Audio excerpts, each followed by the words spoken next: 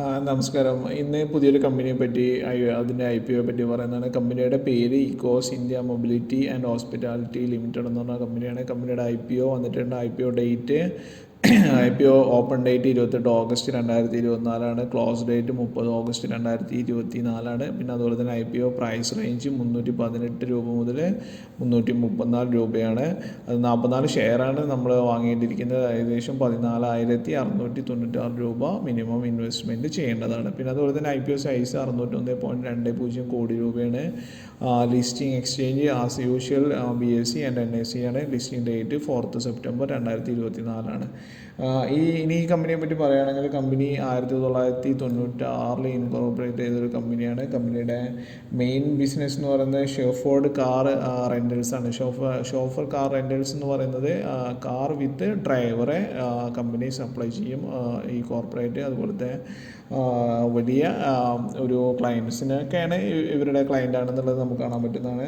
അതുപോലെ തന്നെ ETS എന്ന് പറഞ്ഞാൽ എംപ്ലോയി ട്രാൻസ്പോർട്ട് സിസ്റ്റം എന്ന് പറഞ്ഞാൽ ഈ കോർപ്പറേറ്റ് പോലത്തെ കമ്പനികളിലെ എംപ്ലോയീസിനെ ട്രാൻസ്പോർട്ട് ചെയ്യാനുള്ള ഒരു സർവീസ് കൂടെ ഇവർ പ്രൊവൈഡ് ചെയ്യുന്നതാണെന്നുള്ളതാണ്. നമ്മളിത് കേൾക്കുമ്പോൾ ചിലപ്പോൾ വളരെ ലളിതമായി തോന്നുമായിരിക്കുമെങ്കിലും കമ്പനിയുടെ ഒരു ഫ്ലീറ്റ് സൈസ് കൂടുതലാണെന്ന് നമുക്ക് ഇനിയുള്ള പറയുന്നതോടുകൂടി നമുക്ക് മനസ്സിലാവുന്നതാണ്.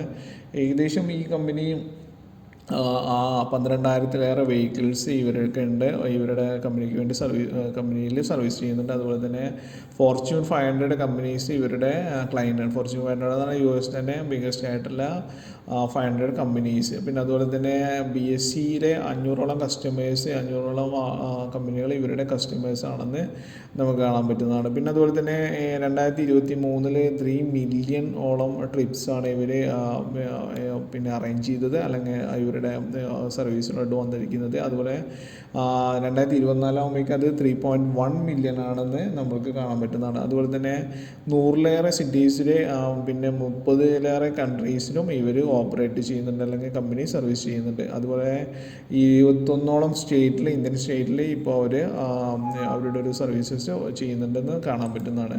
പിന്നെ 25-ലേറെ വർഷത്തോളം പഴക്കമുള്ള, അല്ലെങ്കിൽ പരിചയമുള്ള, അല്ലെങ്കിൽ എക്സ്പീരിയൻസ് ഉള്ള ഒരു കമ്പനിയാണെന്നും കമ്പനിയുടെ പ്രൊഫൈലിൽ നിന്ന് തന്നെ നമുക്ക് മനസ്സിലാവുന്നതാണ്.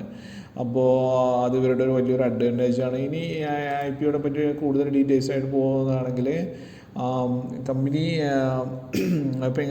അതോടൊപ്പം തന്നെ ഇനി പറയാനുള്ളൊരു കാര്യം, ഇപ്പോൾ കൂടുതലായിട്ട് സെൽഫ് ഡ്രിവൺ കാറുകളോടെ കൊടുക്കുന്നുണ്ട്. അത് കാർ മാത്രം റെൻ്റൽ ചെയ്യുന്നൊരിതൂടെ ഇന്ത്യയിലെ പല സിറ്റികളിൽ ഇവർ സ്റ്റാർട്ട് ചെയ്തിട്ടുണ്ടെന്ന് കാണാൻ പറ്റും.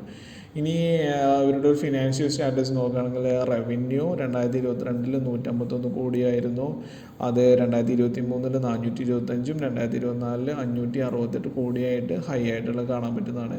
പിന്നെ അതുപോലെ EBITDA ആണെങ്കിലും 2022 18 കോടി, 2023 69, അതുപോലെ 2024 89 കോടി ആയിട്ട് കാണാൻ പറ്റുന്നതാണ്. ഇനി പ്രോഫിറ്റ് ആഫ്റ്റർ ടാക്സ് PAT ആണെങ്കിൽ 2022 9.87 കോടി, 2023 43.59 കോടി, പിന്നെ അതുപോലെ തന്നെ 2024 62.53 കോടി രൂപ ആയിട്ട് മാറുന്നതാണ്. പിന്നെ അതുപോലെ തന്നെ ബാലൻസ് ഷീറ്റ് നോക്കുകയാണെങ്കിൽ ടോട്ടൽ ലയബിലിറ്റീസ് കമ്പാരിറ്റീവ്ലി കുറഞ്ഞിട്ടുണ്ട് 2024. അതായത് 2023 32.95 കോടിയായിരുന്നു. അത് 2024 ആകുമ്പോഴേക്ക് 21.72 കോടിയായിട്ട് കുറഞ്ഞിട്ടുണ്ട്. അതുപോലെ തന്നെ ഷെയർ ക്യാപിറ്റൽ ഇൻക്രീസ് ചെയ്തിട്ടുണ്ട്. 2023 0.06, 2024 12 കോടി ആയിട്ടുണ്ട്. ടോട്ടൽ അസറ്റ്സ് ആണെങ്കിലും ഇൻക്രീസ് ചെയ്തതായിട്ട് നമുക്ക് കാണാൻ പറ്റുന്നതാണ്. 2022 112.38 കോടിയായിരുന്നു, 2023 229 ആയിരുന്നു, 2024 296 കോടിയായിട്ട് ടോട്ടൽ അസറ്റ് ഇൻക്രീസ് ചെയ്തിട്ട് കാണാൻ പറ്റുന്നതാണ്.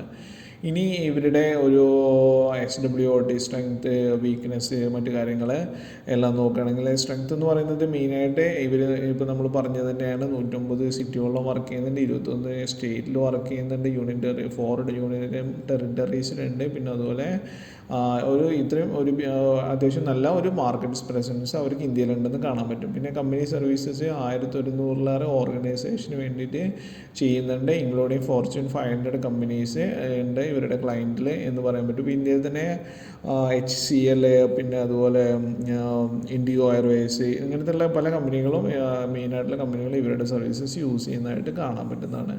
പിന്നെ അതുപോലെ തന്നെ 3.1 മില്യൺ ട്രിപ്സ് അവർ കംപ്ലീറ്റ് ചെയ്തിട്ടുണ്ട് എന്ന് ജസ്റ്റ് ഒരു ഫിസിക്കൽ ഇയറിൽ കംപ്ലീറ്റ് ചെയ്തിട്ടുണ്ട്. പിന്നെ ഇവർ ഓഫർ ചെയ്യുന്നത് limousines, vintage cars, accessible transportation systems ഉണ്ട്. അതായത് ഒരു കംഫർട്ടായിട്ടുള്ള ഒരു ഇതിലുള്ള ലക്ഷറീസ് ആണെങ്കിൽ ലക്ഷറീസ് ആയിട്ടുള്ള സർവീസസും ഇവർ ചെയ്യുന്നുണ്ടെന്ന് കാണാൻ പറ്റും. പിന്നെ ഇവരുടെ റിസ്ക് ആണെങ്കിൽ പറയാൻ പറ്റുന്നത് revenue come from corporate client എന്നാണ്, കോർപ്പറേറ്റ് പോലത്തെ ടീമുകളിൽ നിന്നാണ് ഇവരുടെ ക്ലയൻറ്റ് എന്നുള്ളത്. അതൊരു ഡിമെറിറ്റ് ആയിട്ടുകൂടെയാണ് നമ്മൾ ഇതിൽ വിവരിച്ചിരിക്കുന്നത്.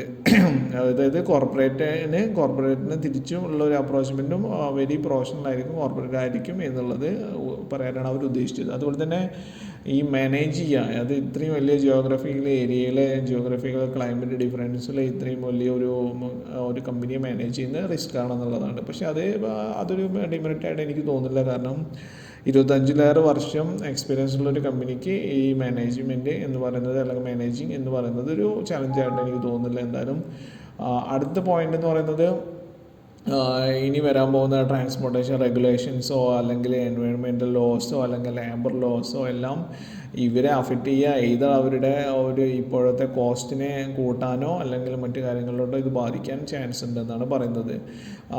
പിന്നെ ഈ ഒരു കമ്പനി ഇത്തരത്തിലുള്ളൊരു സർവീസസിന് കോമ്പറ്റേറ്റീവ് ആണെന്ന് പറയുന്നു. ഏതൊരു ഫീൽഡിലും കോമ്പറ്റേറ്റീവ് ഉണ്ട്, ആസ് യൂഷ്വൽ ഈ ഒരു ഫീൽഡിലും കോമ്പറ്റേറ്റീവ് ഉണ്ട്. പിന്നെ എന്ന് പറയുന്നത് ഈ പുതിയ ടെക്നോളജി ആയിട്ട് കമ്പനി അപ്ഡേറ്റ് ആയിട്ടില്ലെങ്കിൽ എന്ത് സംഭവിക്കും എന്നുള്ളതാണ്. അതായത് ഇപ്പോൾ ഇലക്ട്രിക്കൽ വെഹിക്കിൾസ് വരുന്നു, അതുപോലെ ഓട്ടോമേറ്റഡ് ബുക്കിംഗ് സിസ്റ്റംസ് വരുന്നു. അപ്പോൾ ഇത്തരം കാര്യങ്ങളിലൊന്നും കമ്പനി എത്രത്തോളം അപ്ഡേറ്റ് ആവുന്നു അല്ലെങ്കിൽ അപ്ഡേറ്റ് ആവാൻ പോകുന്നു എന്നുള്ളത് ഇവരെ ഒരു ഡിസഡ്വാൻറ്റേജ് അല്ലെങ്കിൽ അതിനുകൂടെ ബാധിച്ചിരിക്കും ഇവരുടെ കമ്പനിയുടെ പ്രോഗ്രസ് എന്ന് കൂടെ ഇതിനകത്ത് ഓർമ്മിപ്പിക്കുകയാണ്. അപ്പോൾ ഇത്തരം കാര്യങ്ങളാണ് ഈ IPO പറ്റി പറയുന്നത്. IPOയിൽ അപ്ലൈ ചെയ്യുന്നതിന് മുമ്പായിട്ട് ഒരു ഫിനാൻഷ്യൽ എക്സ്പേർട്ടിൻ്റെ അഡ്വൈസ് ചോദിക്കുക.